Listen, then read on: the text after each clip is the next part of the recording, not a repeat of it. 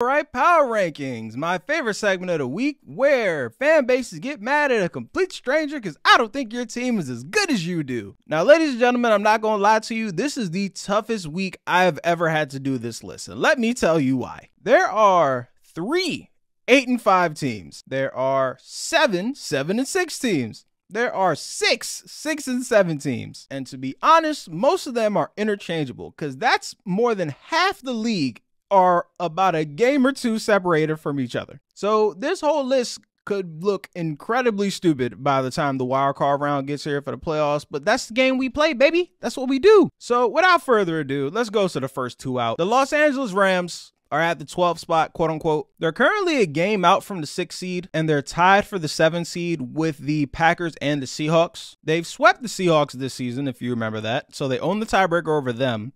And the Packers just lost to Shinebox Tommy. I don't care how many Cutlass commercials they give you, it's still Shinebox Tommy. So it's kind of hard to believe in the Packers right now. Their upcoming schedule is as follows. The Commanders, the Saints, the Giants, and the 49ers in that last game of the year, where there's a good chance the Niners might already have home field or whatever seed they're going to have locked up by then. So as far as getting to that 6 or 7 seed, I really like the Rams' chances to get in there. Number 11, I got the Bills. They don't own a tiebreaker with most of the teams that are ahead of them. However, if this team makes it into the playoffs, whether that be a 7 seed or the 5 seed, nobody wants to see them. And we thought they were left for dead after they lost to the Broncos that day. Ken Dorsey gets fired. Josh Allen can't stop turning the ball over. Well, he still turns the ball over once in a while, but it's Josh Allen. We're never going to change that. They're inching closer and closer. They just beat Kansas City in Kansas City. I don't care about that offsides penalty. One play does not decide an entire game. I keep trying to tell y'all this. And their remaining schedule is Cowboys, Chargers, Patriots, Dolphins. And if they could win that Cowboys game, and if the Dolphins drop one of those games on the rest of their schedule, which we'll get to later, that Dolphins game could be for the division. Forget a wild card spot. They could win the division still. I'm just saying. A couple weeks back, we thought the Bills were left for dead. Earlier in this podcast, I think I might have said that Sean McDermott still might get fired. And here we are. All right, bring me in my graphic, future Kevin, that is editing this. Thank you. Number 10, we got the Detroit Lions. They are here on record alone, but boy, are they falling off fast. In a part of their season where we thought that they'd be cruising to the 1 seed right now, while the Niners, Seahawks, and Cowboys are beating each other up. But oh my God, the complete opposite. And they still have to play the Cowboys this year. I don't know, man. Again, they just scream first round exit to me. And if the Packers could get their shit together even a little bit, they could take that division from them. But it doesn't look like that's going to happen. Number 9, we got the Denver Broncos. Who knew we'd be here? A team that got 70 pieced is now in the top 10 of the power rankings. And I'm sure I'm not the only one who has them on the list. Let me tell you how they got here. They own a tiebreaker with pretty much every team they're competing in the wild card spot with because they beat them all during this winning streak. They're 1 game behind Kansas City for the division. Now, barring any crazy unforeseen circumstances, I don't see them winning the division, but it is worth noting. For the entire season, this statement may not apply, but it does apply now. For this win streak, you can't tell me there's 5 defenses better than what's going on in Denver right now. Not to mention they got the best corner in football over there, and Russ has finally learned to, I have to make a cooking joke, I'm sorry. Russ has finally learned to just simmer. You don't got to cook fully, just simmer. Just let it simmer, let the onions caramelize. You ain't got to do too much. Number 8, we got the Jacksonville Jaguars. Rough loss to Joe Flacco and the Browns. Not gonna lie. And on most weeks, you would drop lower. However, most of the teams that I wanted to put above you, they lost to. Or they have worse records than you, or you beat them already. So, hey, you're here at 8. And looks like Trevor Lawrence is apparently Wolverine because broken ankle, sprained ankle, popped Achilles, doesn't matter. He came out the next game and he played. And that was after 6 days rest, so I expect him to look even better for the rest of the season. We'll see how it goes against Baltimore on Sunday night. Depending on that performance, you may not be on this list next week, but let's see. Number 7, I got the Cleveland Browns. Now, this positioning is heavily based on the fact that you just beat the Jaguars, so I couldn't justify putting you below them. And guys, if I told you the Cleveland Browns and the Kansas City Chiefs have the exact same record right now, would you believe me? The Cleveland Browns, who have started 4 different quarterbacks this year, have the same record as a defending champion Kansas City Chiefs, who have one of the greatest quarterbacks to ever live at the helm. Crazy, right? But there's 2 things in life that we do not rate and appreciate nearly as much as we should. That is competency and consistency. And if Joe Flacco at 38 years old is nothing else, he is consistent and competent. And when you got a defense like the Browns, that's really all you need. They lost the Rams game because he wasn't consistent. When they had a chance to come back late in that game, he threw an interception right into a DB's chest, threw it like a punt. He didn't do that this game. They won the game. And if Joe can manage to do that for the rest of the season, they're currently at the 5 seed. They may not give that spot up if they just continue to keep doing what they're doing. Number 6, I got the Miami Dolphins.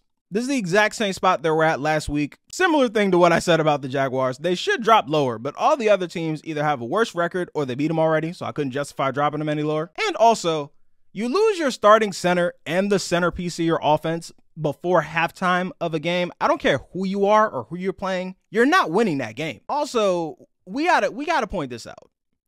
We all love Mike McDaniel. He got outcoached by Mike Vrabel. There's levels to this coaching shit, and as cool as Mike McDaniel is, Mike Vrabel's just a better coach, and that was on display on Monday Night Football. To be up by 14 with less than 3 minutes left and to still lose at home? I don't care how cool your shoes are, how cool your watch is. We need some answers, Mike. That's kind of inexcusable. We got some much rougher games for the Dolphins down the line. If they could come away with some victories there, they might be able to redeem themselves.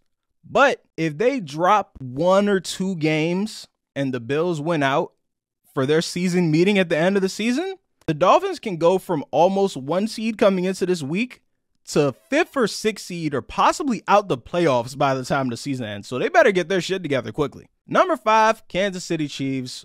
Oh, man. This is now, what, 3 weeks in a row of we're having Kansas City Chiefs wide receiver conversations. They got to get that together and quick. It's so bad that Patrick Mahomes had a press conference meltdown for the first time in the world, and the entire world started treating him like a black quarterback for like the second time in his entire career. The last time is what they tried to say he played street ball when he was already an MVP and a Super Bowl win in, which whole story for another day. And that press conference, anyone who knows anything about anything knows what that really was. It's, I can't yell at my receivers in public, so I'm going to yell at these refs in public because I got to yell at somebody. And the rumor has it with that organization that Eric Bieniemy was the bad cop behind the scenes that was able to put his foot in the ass of people when they started fucking up. So Pat Mahomes, Andy Reid, Travis Kelce, and all the other leaders of that team could be fun-loving good cop.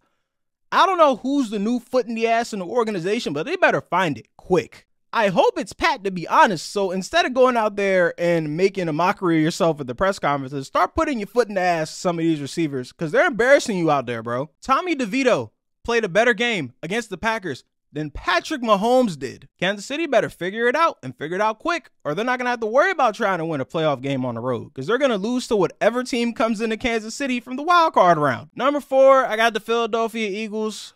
Ooh, boy, that is now 2 weeks in a row of getting your ass kicked in the biggest game of the week on a grand stage. Not a great look. However, you're not going to look me in the face and tell me there's 5 teams better than the Philadelphia Eagles. You're just not. They still are tied for the best record in the league. Still, after 2 straight ass whoopings. And yes, they have very real issues. Their pass defense, very real issue. Pretty much every quarterback not named Patrick Mahomes, for reasons we just covered, got off on the Eagles. Josh Allen got off. Dak Prescott got off on him twice. Kirk Cousins got off. Sam Howell got off. For a team that has one of the best pass rushes ever. In fact, last year, historically speaking, they had like the 2nd or 3rd all-time sacks in the history of the league, which is how they were able to cover up that their secondary was lackluster.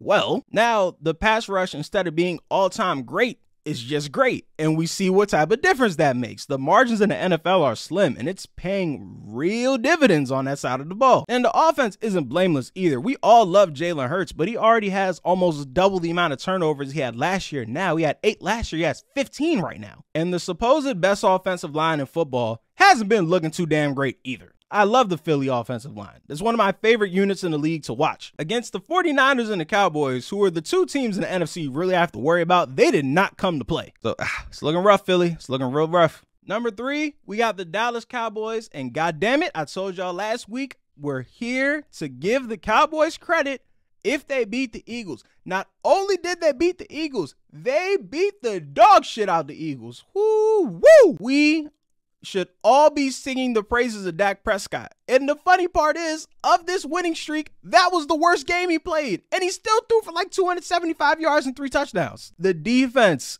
is humming again. They saw what happened in the Seattle game, and they said, never again. We're not letting that happen for the second week in a row. And they did not. The Eagles couldn't really move the ball for real. Forced 3 turnovers, 3 fumbles from the Eagles' 3 best offensive players that aren't on the offensive line. This week, they're going into Buffalo against the most turnover-prone quarterback in football, against a defense who also lets every quarterback get off on them. So I really like Dallas' chances going into this week. I think that's going to be a great game, but I really like Dallas' chance to be right back in this spot next week. Number 2, I got the Baltimore Ravens, and what another great week to be the Ravens. First, you win an overtime game in the rain, where you make a fourth quarter drive to take the lead, where in every situation for the past couple years, every Ravens fan will tell you this if they're honest. Every other time that they've been in that situation, they have lost that game. That punt return in overtime would happen to them. That drive where the Rams were able to tie the game to get the overtime, that would be for the win. All those other times, those things go against the Ravens. But not Sunday. Lamar Jackson throwing for 300 yards in the rain. Every division leader lost in the AFC. The Chiefs lost. The Dolphins lost. The Jaguars lost. The Ravens are now in sole possession of the 1 seed. All we need them to do now is not fall on your face before Christmas, because we all know what we're waiting for on Christmas Day, and that is a head-to-head matchup with team number 1, the San Francisco 49ers, who are just going to proceed to kick the ass of everybody until further notice. The only challenge really left on their schedule is the Baltimore Ravens, and if they decide to be assholes and keep the Rams out the playoffs. That's it. The Brock Purdy MVP case just keeps heating up. I'm not anti-Brock Purdy. I promise I'm not. I just want us to be honest about why he is so successful and has the numbers he does. They have the Avengers. That is why this team is so good. They're the Avengers. Don't get me wrong.